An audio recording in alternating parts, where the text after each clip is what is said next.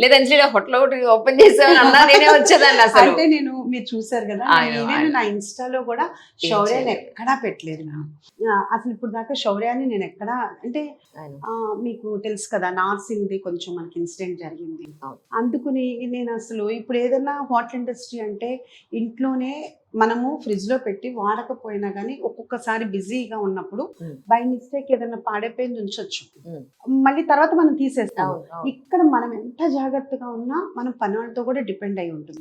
అప్పుడు దాకా ఉన్నది ఆ రోజున ఏదన్నా చేయకపోవచ్చేమో, ఇప్పుడు దాకా జరగలేదు చూసుకుంటూనే ఉంటాం, కానీ ఎప్పుడన్నా తెలియదు కదండి అన్నప్పుడు గబాల్న ఇప్పుడు రైడ్స్ ఇవన్నీ చాలా జరుగుతున్నప్పుడు మనం చేయింది మన వర్కర్స్ ఏదన్నా తప్పులు జరిగితే అంటే ఇంట్లోనే మనం మన పని వాళ్ళతోటే ఇద్దరితోటే మనం చేయించలేము, ఇంతమందితో చేయించినప్పుడు ఎక్కడన్నా బై మిస్టేక్ అలానే ఆ ఫుడ్ మనం పెట్టం. అసలు మాక్సిమం అంటే మన దగ్గర నిలవ ఉన్నది ఉండదు, ఎందుకంటే ఏది కూడా మార్నింగే తెప్పిస్తాము, ఈవినింగ్ తెప్పిస్తాము, అర్జెంట్ అయితే ఆఫ్టర్నూన్ కూడా తెప్పించుకుంటాం. కానీ వీళ్ళు ఏదన్నా చూడకుండా పొరపాటును పెడతారేమో, మనం ఏమి మన డెస్టినీ ఎలా ఉంటుందో తెలియదు. అలా ఉన్నప్పుడు గబాల్న మళ్ళీ హీరో నాగశౌర్యం హోటల్ రెస్టారెంట్ అంటుంటారు, అసలు అలా రాకూడదు అని అసలు శౌర్య రాడు, నేను కూడా దాంట్లో ఎక్కడ కూడా వాడుకోలేదు. మీ ద్వారా ఏం చెప్తున్నానంటే ఇది ఓన్లీ ఉషా ముల్పూరి కిచెన్, ఉషా ముల్పూరిదే తప్పితే దీంట్లో హీరో నాగశౌర్యకి ఏ రకమైన ఇన్వాల్వ్మెంట్ లేదు. ఎప్పుడైనా పంపిస్తుంటారా మీరు, ఈరోజు ఫుడ్ సూపర్ గా ఉంది ఇంటికి పంపిస్తున్నాను అంటే శౌర్యకి ఎట్లా అంటే వేడిగా ఫుడ్ ఇష్టం, అంటే పొయ్యి మీద దించింది పెట్టాలి. సో ఈ ఫుడ్ అంతా తను తిన్నాళ్ళు. పండు తెలుసు కదా మీకు, పండు చాలా బాగా చేసి పెడతాను. సో అందుకు నేనంటే కనుక ఇప్పుడు నేను పంపించాలి, ఇక్కడ నుంచి నేను అక్కడ పంపించినప్పుడు కారిపోతుంది, ఆరితే వాడికి ఇష్టం ఉండదు ఎలా ఉన్నా కానీ. ఒక 25-27 సంవత్సరాల నుండి పెట్టాను కదా.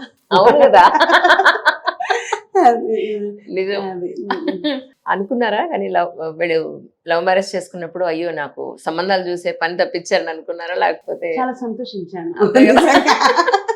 అంటే అరేంజ్ మ్యారేజ్ తప్పని నేను అనను, కానీ ఇలా వెళ్తేనండి వాళ్ళు కలిసి ఉండాల్సింది వాళ్ళిద్దరు వాళ్ళు బాగుంటే కనుక చాలు కదా అన్న ఉద్దేశం నాకుంది.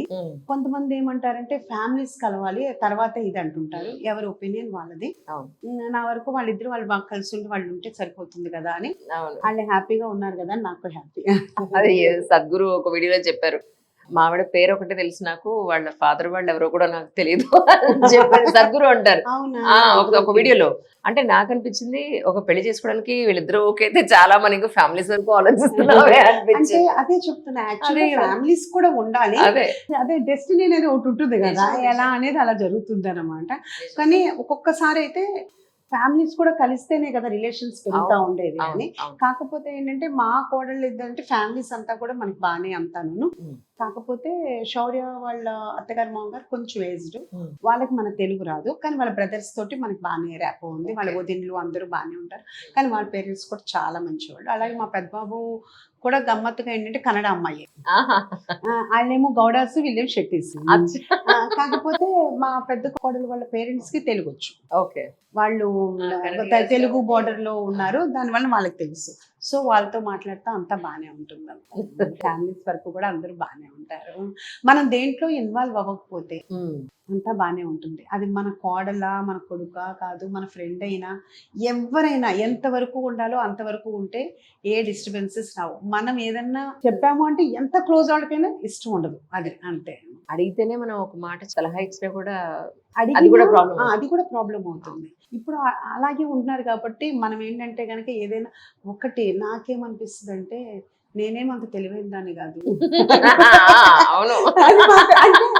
అంటే నాకు లోక జ్ఞానం అయితే అలా కాదు. నా ఉద్దేశం ఏంటంటే ఇన్ని సినిమాలు మీరు అలా పట్టి వర్క్ ఎలా చేయించారు నాకు బాగా తెలుసు కదా. బిజినెస్ అడ్మినిస్ట్రేషన్ వేరు, అది వేరు, ప్రపంచ జ్ఞానం వేరు. ఆ ప్రపంచ జ్ఞానం లేకపోవటం వల్లనే మనం కొన్ని ప్రాబ్లమ్స్ కూడా ఫేస్ చేస్తున్నాం అంతాను. అది లేదు కాబట్టి ఇప్పుడున్న పిల్లలు చాలా మెచ్యూర్ గా ఉంటున్నారు, నా కోడళ్ళు కూడా బాగా మెచ్యూర్ గానే ఉంటారు, కాబట్టి ఎవరికి మనము అడ్వైస్ చేసే అంత స్టేజ్ లో నేను లేను. Very nice. మన పిల్లలకి మనం ఏం చెప్పలేకపోతున్నాం కరెక్ట్. ఈ రోజుల్లో నాకు 3 ఏళ్ళ పిల్లలకి 4 ఏళ్ళ పిల్లలకి చెప్పలేము కదా. ఎందుకు మా మనవరాలు దానికి ఏదన్నా కానీ నచ్చకపోతే వాళ్ళ అమ్మని వాళ్ళ నాన్నని కొరకటము గేరటమో చేస్తుంది. నేను మామూలుగా ఈ ఫేస్ పిల్లలకి చేస్తారు కదా, ఆ. ఐరి అలా చేయకూడదు అమ్మా, ఆ. అమ్మకి నొప్పి వస్తుంది కదా అంటే, ఉషా బాయ్, అసలు వెంటనే ఉషా బాయ్ అంటే వెళ్ళిపోతుంది. ఉషానే, ఉషమ్మ అని చెప్పాడు. దానికి అంత పేరు రాదనమాట, అందుకని ఉషా అంటది. వాళ్ళ తాతగారిని మాత్రం వాళ్ళ తాత అంటది ఈయన్ని, నన్నైతే మాత్రం ఉషా అంటది. అందుకు నేను ఏమైనా చెప్తున్నాను అంటే దానికి అర్థమైపోద్ది. అమ్మా నువ్వు మంచిగా ఉన్నావమ్మా, నువ్వు క్యూట్ ఉన్నావు అంటే ఇలా ఇంటది. మనం ఏదైనా చెప్పడం స్టార్ట్ చేసాం, ఐడియా చేయకూడదమ్మా అని స్టార్ట్ చేస్తే ఉషా బాయ్ అని ఇంకా వెళ్ళిపోద్ది, మన అంక కూడా చూడదు అనమాట. నేను అంటాను, అమ్మా చిన్ని, మనం ఏదో మన అమ్మాయి ముద్దని అనుకుంటాం కానీ భయం వేస్తుందమ్మా, అలా ఏది తీసుకోకపోతే ఎట్లాగరా, చెప్పురా బాబు, నాకు భయం వేస్తుంది, ఇలా మాటినపోతే ఇప్పుడే ఎలాగా అంటే, అమ్మ చెప్తున్నానమ్మా, ఒక 3 years అయిన తర్వాత కంప్లీట్ అయిన తర్వాత దానికి అర్థం అవుతుంది. కానీ పిల్లలు మాత్రం చాలా చాలా షార్ప్ ఉన్నారు, వెరీ షార్ప్. మన దగ్గరికి వస్తారు కదా ఇక్కడ రెస్టారెంట్, 3 years 4 years పిల్లలు, నచ్చే పిల్లలు చక్క మాటలు చెప్తా.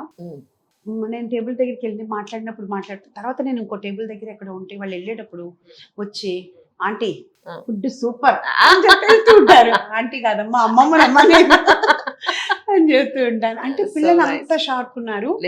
ఇప్పుడు పేరెంట్స్ కూడా మన దగ్గరికి వచ్చే వాళ్ళందరూ కూడా చెప్తూ ఉంటారు, ఏంటి మా పిల్లలకి చాలా నచ్చుతుందండి, ఇక్కడైతేనే తింటారు, ఇంట్లో అయితే గొడవ చేస్తారు అని వాళ్ళ కోసం ఎంతో తీసుకొస్తూ ఉంటారు అనమాట. ఇంత జర్నీలో కష్ట నష్టాలు చూసారు, అప్ అండ్ డౌన్స్ చూసారు, ఫిల్మ్ ఇండస్ట్రీ కానీ హోటల్ ఇండస్ట్రీ కానీ, మీరు పెట్టుకున్న ఫిలాసఫీ ఏంటి?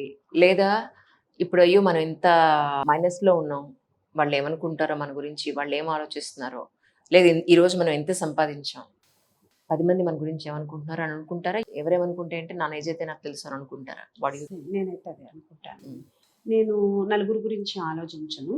ఎందుకంటేనండి, ఇదైనా అంటారు అదైనా అంటారు, అవును అనేవాళ్ళు ఏదైనా అంటారు. సో అందుకని మనం చేసేది, మనం ఎప్పుడూ కూడా ఏ పని చేసినా ఓకే, హడావుడిగా పనిలో వెళ్ళిపోయినా మన ఇన్నర్లో మనకి మనం ఆత్మ పరిశీలన అయితే నేను నా వరకు కంపల్సరీ చేసుకుంటాను. మంచి అయితే మంచి, చెడు అయితే చెడు అనేది. నాకు ఏదన్నా తప్పు అనిపించినా, లేకపోతే కనుక నేను ఇలా చేయకుండా ఉండాల్సింది, లేకపోతే వాళ్ళని గట్టిగా నేను మాట్లాడకుండా ఉండాల్సింది, లేదంటే నేను వాళ్ళతో అలా చెప్పలేదా, అది తప్ప అనేది నేను ఎప్పటికప్పుడు అది తెలియకుండానే నాకు వస్తుంది. ఉన్నప్పుడు నేను వెంటనే వాళ్ళకి ఫోన్ చేసి నేను ఇట్లా అనుకున్నాను, ఇట్లా అని చెప్తూ ఉంటాను. అదేంటండి, నన్ను కావాలనుకునే వాళ్ళు, నాతో ఉండాలనుకునేవాళ్ళు, మిగతా వాళ్ళు ఎవరేమన్నా కానీ అసలు, ఎందుకంటే మనం ఏమీ చేయలేము, వాళ్ళది మనం ఏం చెప్పి నమ్మించగలమండి ఏదైనా కానీ. సో నేనైతే మాత్రం 1000 మంది 1,00,000 మంది నాకు కావాలని అనుకోను. నన్ను నమ్మి నాతో ఉండాలి, నా లక్షణం నచ్చిన వాళ్ళు నాకు ఒక 10 మంది అయినా చాలు అని. ఆ దేవుడు అట్లా కొంతమందిని ఇచ్చాడు. అంతవరకు నా నైజం ఏంటి, నేను చెప్పేది హార్ష్గా చెప్పినా అదే కరెక్ట్గా ఉంటుంది అనేది. అది తప్ప ఒప్పో నాకు తెలియదు, కానీ ఏదైనా నేను స్ట్రైట్ ఫార్వర్డ్ ఉంటాను. అంటే ఎవరన్నా ఇప్పుడు ఈవెన్ శౌర్య కోసం మూవీస్ కోసం వస్తుంటారు, చాలా మంది వస్తూ ఉంటారు, మా స్టోరీ ఏనండి అలా తిప్పించుకుని, ఓకే నా దగ్గరికి వస్తున్నారు కదా తిప్పించుకుందాము అనే కాకుండా, మేనేజర్ ఉన్నారమ్మా, అయినా మీరు ప్రొడ్యూసర్ ద్వారా హీరోకి కాల్ చేయాలి కదా, అది మీరు చూసుకోండి అమ్మా, నేను రెస్టారెంట్ ఫీల్డ్కి వచ్చేసాను అని ఓపెన్గా చెప్పేస్తాను.